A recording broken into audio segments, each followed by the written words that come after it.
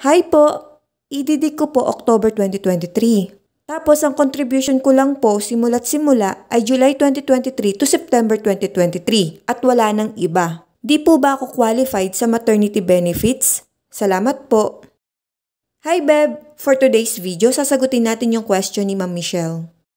Beb, kung ang EDD mo ay October 2023 at balak mong mag-file ng maternity benefits para malaman kung ikaw ay qualified, i-exclude natin ang semester of contingency mo na mula July 2023 to December 2023. Now, ang magiging qualifying months mo ay mula July 2022 to June 2023. Diyan po magsiselect ng at least 3 to 6 highest monthly salary credits para ma-avail mo ang maternity benefits. Dapat may hulog ka sa nasabing qualifying period para pasok ang maternity benefits mo. Sorry to inform you pero hindi pasok ang contribution mo ng July 2023 to September 2023. Pwede mo naman ma-check sa portal mo kung eligible ka sa maternity benefits. Dito sa my.sss account, proceed ka sa inquiry, then go to eligibility, and select sickness maternity.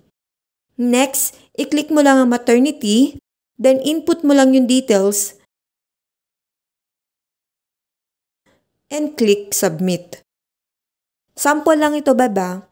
As you can see here, ito ang qualified period ng MSC or monthly salary credits. Lalabas dito yung mga MSC mo kung may hulog ka. Beb, hindi ito ang total amount na makukuha mo. Dito mo makikita kung magkano ang magiging maternity benefits base sa contribution mo. Reminder ko lang din Beb, asikasuhin nyo na din po yung sa PhilHealth mo para ma-avail mo naman ang PhilHealth maternity benefits as long as may monthly premiums regularly. Sana nasagot ko ang iyong katanungan. Thank you and God bless. Follow for more.